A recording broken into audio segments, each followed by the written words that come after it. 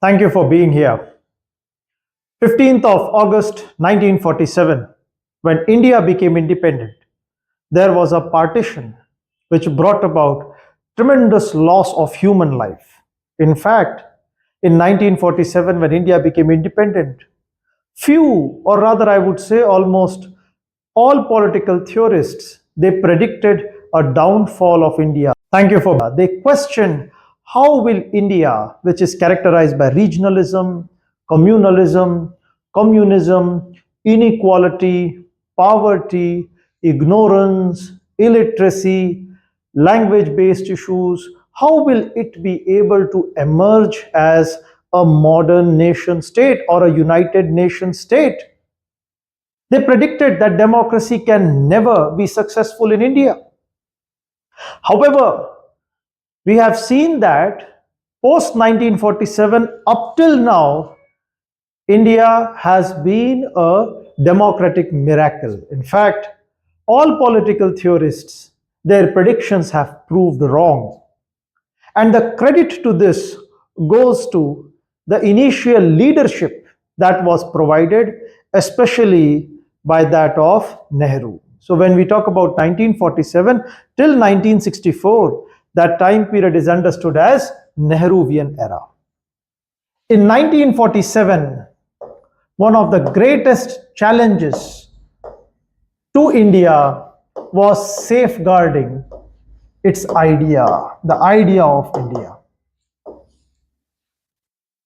When India got independence on 15th of August, the partition, it led to mass influx of refugees in India. The kind of killings, the kind of rhetorics, radicalization and extremism which this partition brought about, it led to bitterness which directly challenged the idea of India. Pakistan had been established on the basis of the two-nation theory.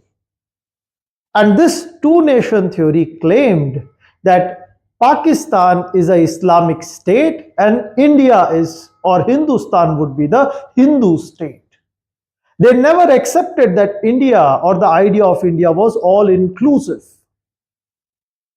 So when partition occurred and the aftermath of partition impacted India's social, civil and political life, the idea of India came under threat. So one of the earliest challenges was to ensure India maintained its identity as a secular nation state. That is why the time period from 1947 till 1953 is understood as a period of consolidation. That is consolidation of India into a nation state.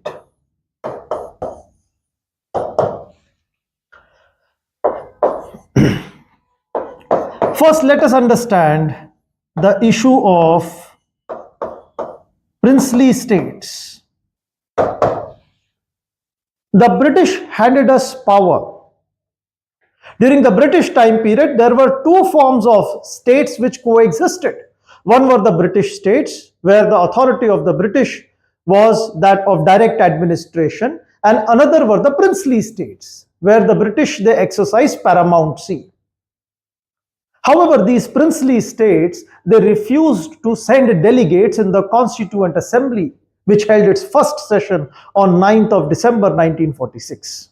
So presence of as many as 565 princely states was a direct challenge to India's sovereignty, because you can understand, if there is a princely state scattered all through India's territory, and if India was not able to impose law and order, that any person could have committed crime in the neighboring territory and would have gone to that princely state. Or a person committing crime in India could have simply escaped to the princely state, which would have had a different law, a different legal system altogether. It would have made a mockery out of India's sovereignty. How many borders were our army supposed to maintain? So this was a serious problem. So when we talk about merger of princely state, this questioned our sovereignty. It was very important to bring about some form of merger of princely state to safeguard India's sovereignty. Now, these princely states, they wanted to maintain independence. Some of the princely states, they were being convinced by Sardar Vallabhbhai Patel and VP Menon. So we have the princely state of Baroda agreeing in February 1947 to send delegate to Constituent Assembly. The Maharaja of Bikaner appealing to all Rajput Rajas in April 1947 to send their delegates to the Constituent Assembly. Therefore, by 15th of August 1947, almost all princely states except Jammu Kashmir, Hyderabad and Junagadh, they had sent their delegates to the Constituent Assembly. Jammu Kashmir, under its Prime Minister Ramchandra Kak, claimed that it wants independence. It compared itself with Switzerland of East. Hyderabad had its own ideas about independence, and the Nawab of Junagadh, he found his inclination towards Pakistan, whereas the majority subjects were Hindus. So merger of princely states was a severe challenge.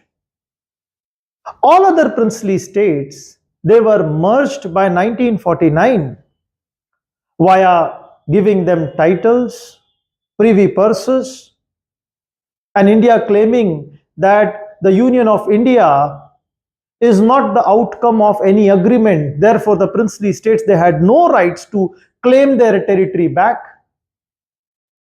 And these three princely states, that is Jammu Kashmir, it was merged via instrument of accession. Junagadh was merged via plebiscite, and Hyderabad was merged via police action. So we will be studying how this politics evolved in some separate series. So we conclude that the merger of princely state, it safeguarded India's sovereignty. If Bismarck brought about unification of Germany, it was Sardar Vallabhbhai Patel who brought about unification of India in terms of territory.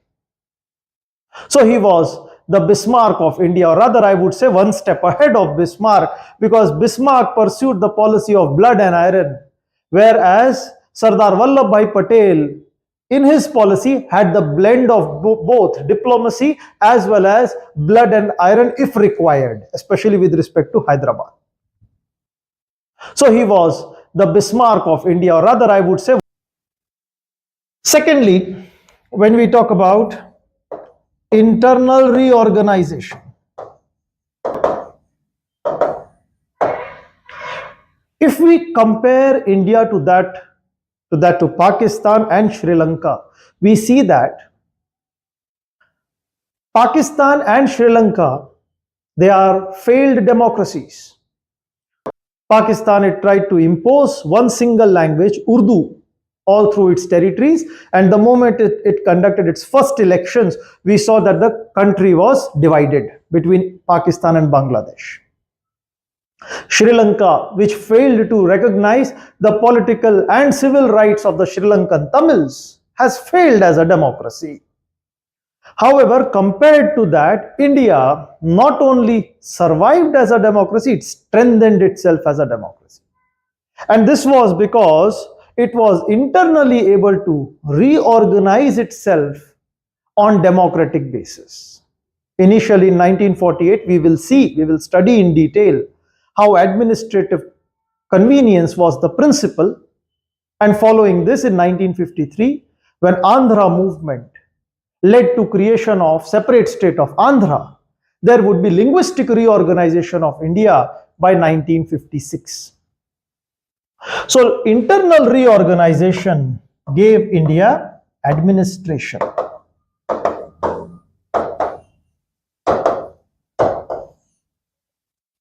And the third and the most important was universal adult franchise.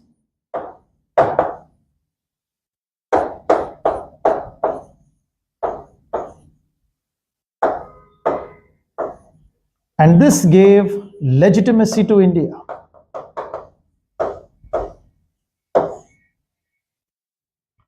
Universal adult franchise forms a very important component for India's democracy. History had shown that the provision of separate electorate, it led to the partition of the country.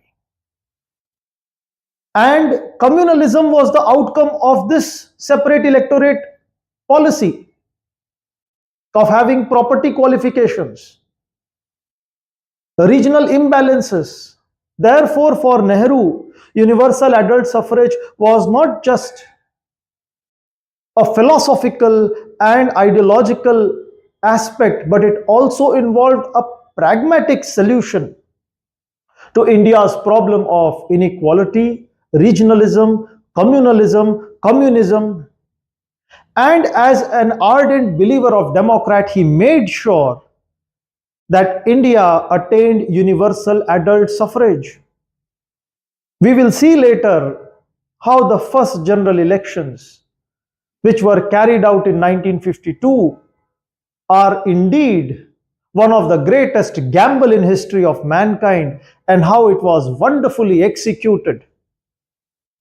And India established itself as a democracy.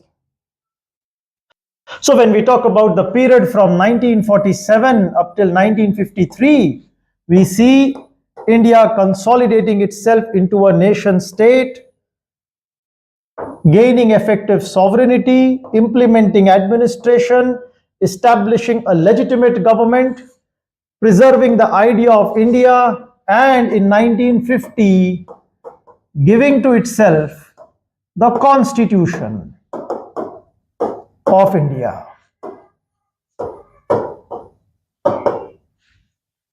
So when we talk about 1952, when the first general elections happened, the first general elections took place, up till 1957, we see that India had passed the first test of democracy. Economically, the colonial rule had ravaged the country. It had destroyed, it had led to concentration of wealth in the hands of few, large-scale poverty. And the solution was to be on the basis of planned economy. Therefore, in 1948 itself, an industrial policy resolution was passed, and on the basis of the consensus, broad consensus over a centralized planned economic model, in 1951 we had Planning Commission implementing the first 5-year plan.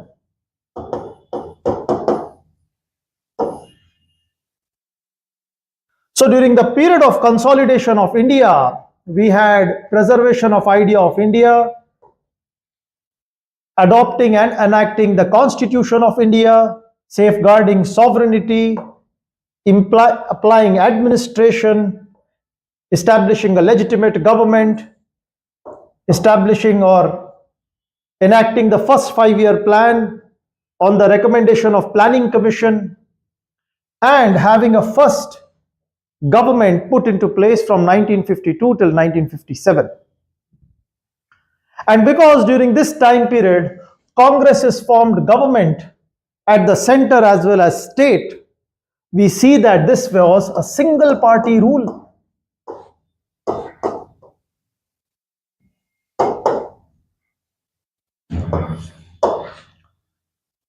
Although even in China there was a single party rule, with Mao Zedong's CPC, Communist Party of China, establishing a unitary form of government, but in India there was a difference.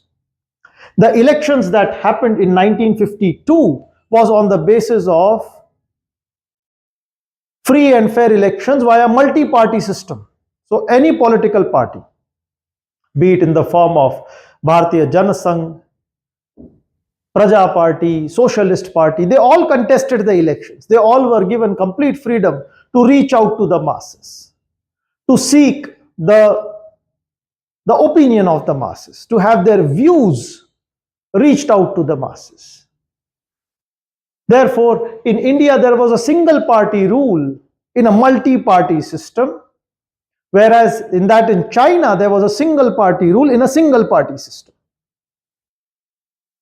So from 1953 till 1952 till 1957, we will see under the leadership of Nehru, we will see social policies formulated.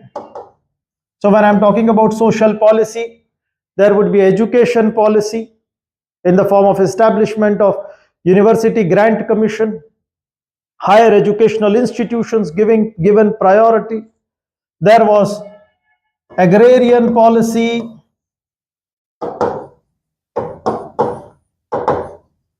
tribal policy,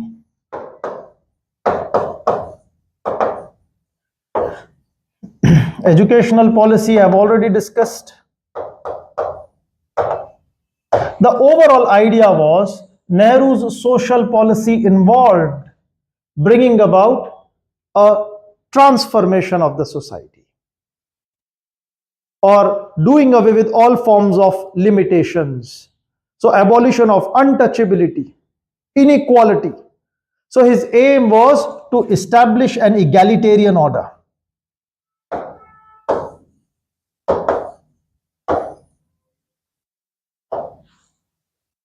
So from 1952 till 1957, we will see social policy laid down. Here we will also see there would be the foreign policy of the country would be given shape to.